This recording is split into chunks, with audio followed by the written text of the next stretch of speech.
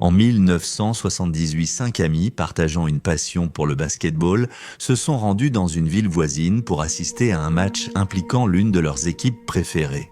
Ce qui devait être un moment agréable s'est pourtant transformé en cauchemar lorsque, pour des raisons inconnues, ils se sont retrouvés sur une route de montagne escarpée où leur voiture s'est retrouvée coincée. Le groupe d'hommes a alors abandonné le véhicule. Au cours des mois suivants, 4 des 5 hommes ont été retrouvés morts, leurs corps découverts à différents endroits de la région. Le mystère de ce qui est arrivé aux 5 de Yuba County continue de dérouter les autorités et les enquêteurs en ligne, même 4 décennies plus tard.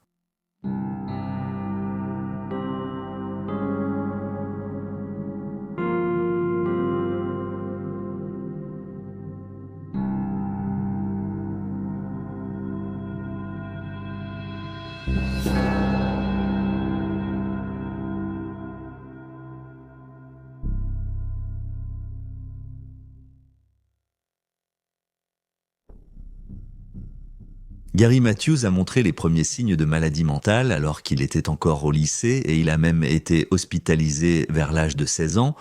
Après avoir quitté l'école, il s'est engagé dans l'armée américaine mais il a constamment abusé de drogue pendant ses années de service. Il a finalement été diagnostiqué comme schizophrène paranoïaque et a reçu une libération psychiatrique de l'armée. De retour en Californie, son état natal, Gary ne s'est pas amélioré.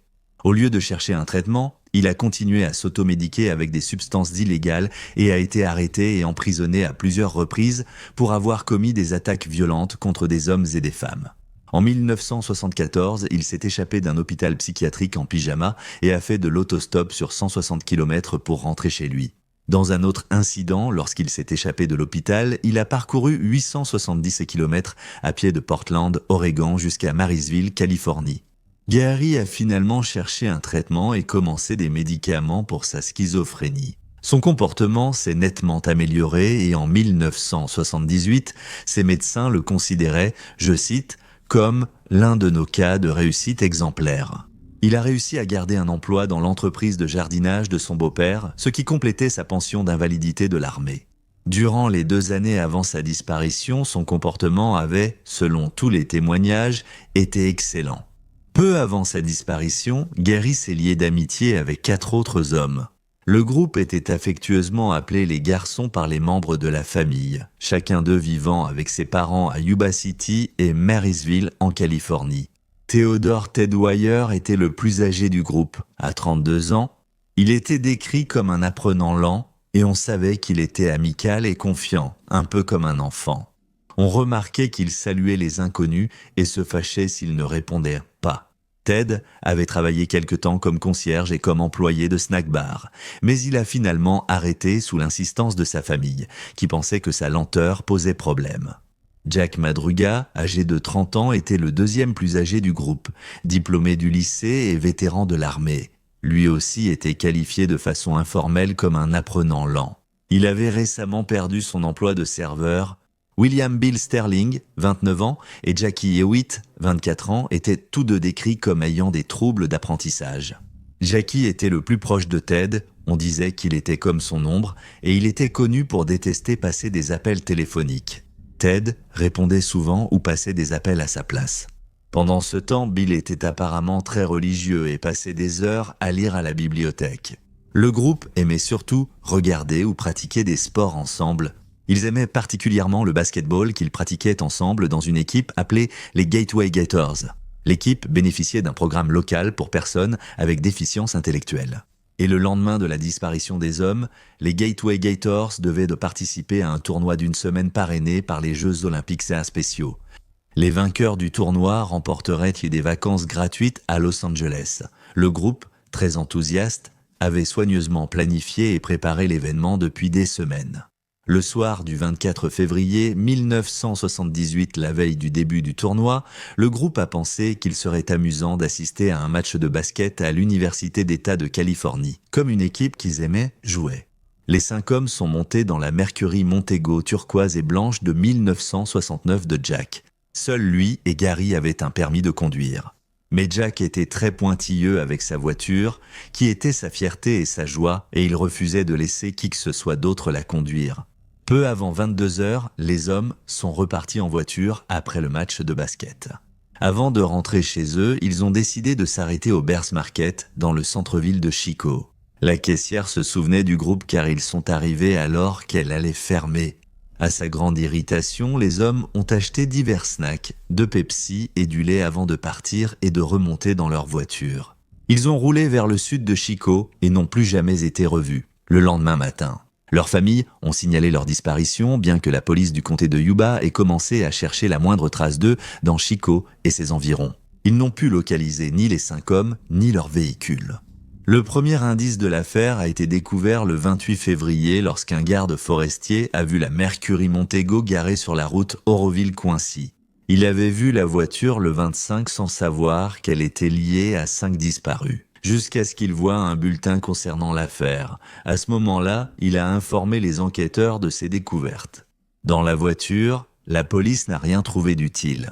Des emballages, canettes vides et cartons des achats chez Bears traînaient, des programmes du marché du match auxquels ils avaient assisté et une copie de plusieurs cartes, dont une de la Californie.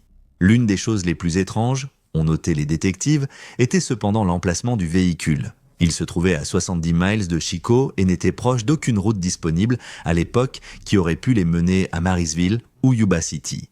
De plus, la piste sur laquelle il se trouvait était décrite comme une longue route de terre sinueuse et montagneuse.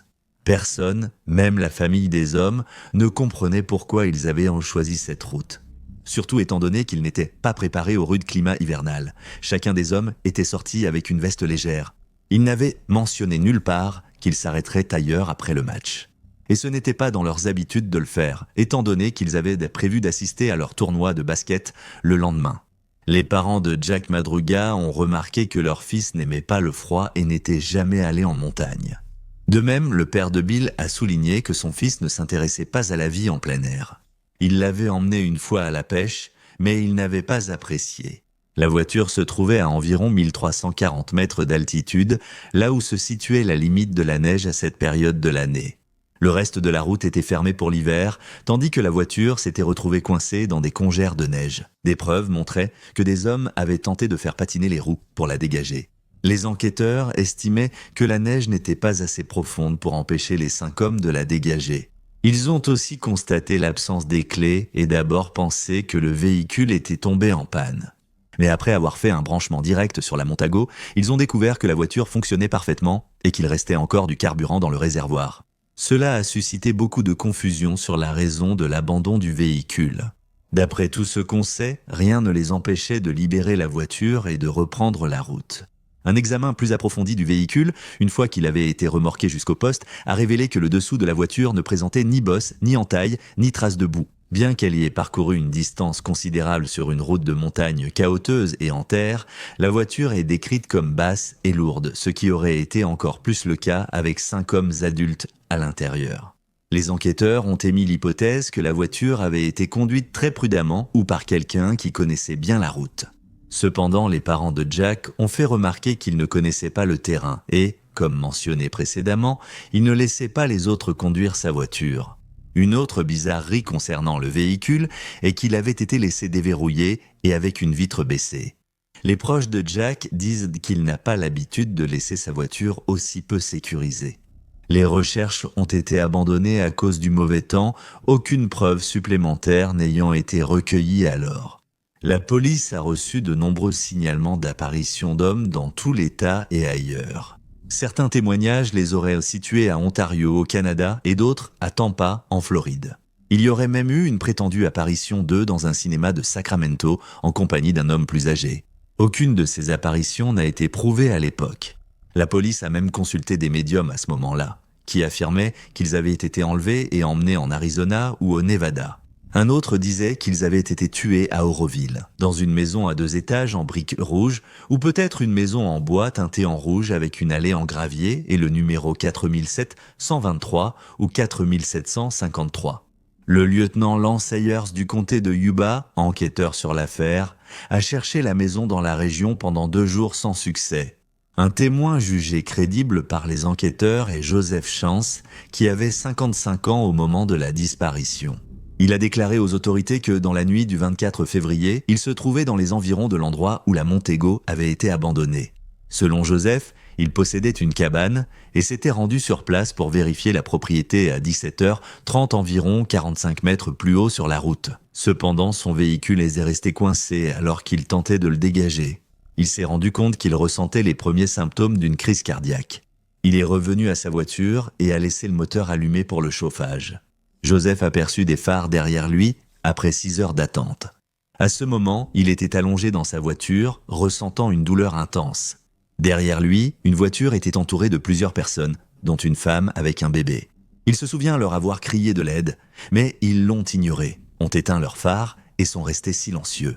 Joseph vit plus tard 2 autres lumières derrière lui, cette fois des lampes de poche, et il appela à nouveau, mais encore une fois, il fut ignoré et les lumières furent éteintes, laissant place à l'obscurité. Peu de temps après, Joseph se souvient qu'un pick-up s'est garé derrière lui pendant un court instant avant de continuer sur la route. Cependant, il a dit aux enquêteurs qu'il ne pouvait pas être complètement sûr de cette observation car à ce moment-là, il délirait à cause de la douleur qu'il ressentait. Au matin, sa voiture était tombée en panne d'essence et ses symptômes s'étaient quelque peu atténués. Il a alors décidé de marcher 8 miles le long de la route jusqu'à un pavillon où on l'a ramené chez lui en voiture. Il a dépassé la Montego, abandonnée par les 5 du comté de Yuba. Il se souvenait avoir entendu des voix de cette direction la nuit. Il a été confirmé que Joseph a subi une légère crise cardiaque dans la nuit du 24. Si Joseph avait raison, lorsqu'il a dit avoir entendu des voix et vu des lampes torches en direction du Montego, il est possible que ces voix et ces lampes torches appartenaient aux hommes disparus. Cependant, la mère de Ted a souligné que son fils n'ignorerait sans doute pas quelqu'un demandant de l'aide. Lui et Bill ont déjà aidé une personne qu'il connaissait à se rendre à l'hôpital après une overdose de Valium. Ted n'avait pas peur d'aider quelqu'un dans le besoin. Un autre témoin, jugé crédible par les enquêteurs, est une femme qui travaillait dans un magasin à Brownsville, une petite ville située à 30 miles de l'endroit où la Montego a ensuite été retrouvée. Le 3 mars, une semaine après la disparition des 5 hommes, la témoin a vu des prospectus concernant l'affaire. Elle a reconnu les photos des hommes et a dit aux détectives que 4 sur 5 étaient venus au magasin le lendemain de leur disparition. Notamment, ils étaient à bord d'un pick-up rouge. Un second témoin, le propriétaire du magasin, a corroboré ce récit. Le témoin a identifié Bill et Jackie comme étant dans une cabine téléphonique juste devant le magasin. Ceci est particulièrement intéressant car Jackie était connu pour avoir une aversion pour passer et recevoir des appels téléphoniques. Le propriétaire du magasin, quant à lui, a déclaré que Jackie était en fait l'un des hommes qui sont entrés dans le magasin. Avec Ted, le duo a acheté burritos, chocolat, lait et soda. Ceux qui connaissaient les hommes estimaient que leurs achats correspondaient au genre de produits qu'ils avaient l'habitude d'acheter. Le frère de Ted a déclaré au Los Angeles Times que c'était totalement inhabituel pour lui de se promener dans Brownsville dans un véhicule non identifié. Surtout alors qu'il devait assister à un match de basket auquel ils avaient tous vraiment hâte d'aller. Des mois après les disparitions, le 4 juin, une avancée dans cette affaire étrange est enfin survenue. Un groupe de motards de passage s'est arrêté dans un camping à 30 km du lieu où la Montego avait été retrouvée. Au camping, une caravane était entretenue par le service forestier des États-Unis. La fenêtre avant était brisée et, à l'ouverture de la porte, le groupe a été accueilli par une odeur nauséabonde provenant de l'intérieur. L'odeur s'est avérée être celle d'un cadavre en décomposition. C'était le corps de Ted Valier. 8 draps l'enveloppaient, y compris la tête, et ses pieds étaient gravement gelés, presque gangrenés. L'autopsie a montré qu'il était mort de famine et d'hypothermie, ayant perdu près de la moitié de ses 90 kilos. La pousse de sa barbe indiquait qu'il avait survécu environ 13 semaines depuis sa dernière rasage. Certaines de ses affaires personnelles sont restées à l'intérieur de la caravane. Un portefeuille avec de l'argent, une bague en nickel gravée Ted et un collier en or. Les enquêteurs ont trouvé une montre en or que sa famille n'a pas pu identifier. Sa famille doutait que la montre soit à lui et celles des autres hommes n'ont pas pu l'identifier non plus. De plus, les chaussures de Ted étaient introuvables. Les chercheurs ont rapidement découvert d'autres corps, ceux de Jack Madruga et Bill Sterling. Ils se trouvèrent de l'autre côté de la route, à environ 18 km de la Montego. Des charognards avaient y mangé le corps de Jack, tandis que les os de Bill étaient éparpillés sur une petite zone. Il a été déterminé que les deux étaient de la mort d'hypothermie. et les enquêteurs ont supposé que l'un des hommes avait pu succomber au sommeil. L'une des dernières phases de l'hypothermie. L'autre est resté avec lui avant de mourir de la même façon quelques jours plus tard. Le père de Jackie a retrouvé la colonne vertébrale de son fils sous un buisson à 3 km de la caravane. Ses chaussures et son jean retrouvés à proximité ont permis d'identifier les restes. Son crâne a été découvert un jour plus tard, à 90 mètres du buisson. Les dossiers dentaires ont confirmé que les restes étaient bien ceux du jeune homme de 24 ans. La cause de sa mort a été établie comme étant l'hypothermie. À 400 mètres de la remorque, les chercheurs ont trouvé des couvertures du service forestier et une lampe torche rouillée près de la route, sans savoir depuis combien de temps elles étaient là. Bien que les autorités aient distribué l'image de Gary dans des institutions psychiatriques en Californie, car il était probable qu'il n'avait pas ses médicaments, il n'a jamais été retrouvé. Les enquêteurs ont jugé la mort de Ted troublante, car la remorque contenait nourriture, allumettes, petits bois et vêtements forestiers épais qui auraient tant pu aider les hommes à rester au chaud. Ils ont constaté qu'une douzaine de boîtes de rations C d'un abri voisin avaient été ouvertes et consommées. Mais un casier dans ce même abri n'avait pas été ouvert. Il y avait assez de nourriture pour que les 5 hommes survivent un an. De même, une bonbonne de butane qui aurait pu servir à continuer de chauffer la remorque avait été laissée intacte. Cependant, les actions de Ted ne paraissent pas si étranges au vu de ses comportements connus. Sa famille a déclaré qu'il manquait de bon sens en raison de son handicap, notant qu'il demandait souvent pourquoi il devait s'arrêter à un panneau stop. Et une fois, il a dépensé plus de 100 € en crayons dont il n'avait aucune utilité, une nuit où la maison de la famille a pris feu. Il a dû être sorti du lit après avoir demandé à sa famille de le laisser se reposer pour le travail du lendemain. Les autorités ont également conclu qu'il était probable que Ted n'ait pas été seul dans la caravane, en supposant que Gary et Jackie s'y étaient trouvés avec lui à un moment donné.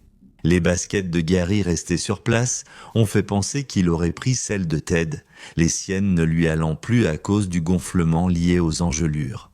Les rations C avaient aussi été ouvertes avec un ouvre-boîte P38 et seul Gary ou Jack Madruga auraient été familiers avec cet outil, étant donné qu'ils avaient tous les deux servi dans l'armée. Il a aussi été noté que les draps sur le corps de Ted avaient sans doute été enroulés par une autre personne, car ses pieds lui auraient causé trop de douleur pour qu'il puisse manipuler le tissu autour de lui-même. À ce jour, les enquêteurs ne peuvent toujours pas expliquer ce qui est arrivé aux 5 de Yuba County. On ignore toujours comment les hommes se sont retrouvés sur ce chemin, bien que certains pensent qu'ils se seraient perdus. Il a également été avancé que la plupart des hommes n'ont pas mangé ni utilisé les vêtements forestiers parce qu'ils avaient peur d'être accusés de vol. Ils n'ont peut-être pas allumé de feu dans la remorque car on le leur avait déjà interdit. Bien qu'il ait également été suggéré que les hommes pensaient avoir pénétré dans une propriété privée et ne voulaient rien toucher de peur d'être réprimandés ou appréhendés par la police. Alors que les autorités ont appris que Gary avait des amis à Forbstown et ont suggéré qu'il s'était perdu en s'y rendant, ses amis auraient déclaré qu'il ne viendrait pas à l'improviste et qu'il n'avait pris aucun rendez-vous avec lui la veille de la disparition des hommes. Une dameuse de l'United States Forest Service s'était rendue à la caravane depuis la route où la Montago avait été retrouvée pour enlever la neige du toit. La police pense que le groupe a suivi les traces, croyant à tort que la caravane était proche. Ils ont supposé que Jack Madruga et Bill Sterling étaient morts d'hypothermie vers la moitié du trajet et que les 3 autres avaient brisé la vitre de la caravane pour entrer. Le Charlie Project indique que les familles des autres hommes pensent que Gary aurait pu être impliqué dans l'incident ayant causé leur mort. Les enquêteurs ne pensent pas qu'il ait été impliqué, ni qu'il soit encore en vie. En ligne, certains pensent que Gary aurait quitté la caravane pour chercher de l'aide, mais ce serait égaré. Peut-être dans une zone très boisée, et son corps n'a pas été retrouvé parce qu'il est plus éloigné des autres et caché par des buissons et du feuillage. L'affaire des 5 du comté de Yuba demeure mystérieuse et Gary Mathias reste introuvable. Gary est décrit comme un homme blanc aux cheveux bruns et aux yeux noisettes, il porte des lunettes et a une petite tache de naissance sur le côté droit du menton. Il mesure 1,78 m et pesait 77 kg. Au moment de sa disparition, il avait 25 ans et s'il est toujours en vie, il aurait aujourd'hui 70 ans. Si vous avez des informations concernant la disparition de Gary, vous pouvez contacter le département du shérif du comté de Yuba au 530749-7777. Et voilà les faits. Veuillez laisser un commentaire ci-dessous avec vos propres théories et spéculations et n'oubliez pas d'aimer cette vidéo et de vous abonner pour soutenir la chaîne. Merci d'avoir regardé. Restez vigilants, restez en sécurité et on se retrouve la prochaine fois.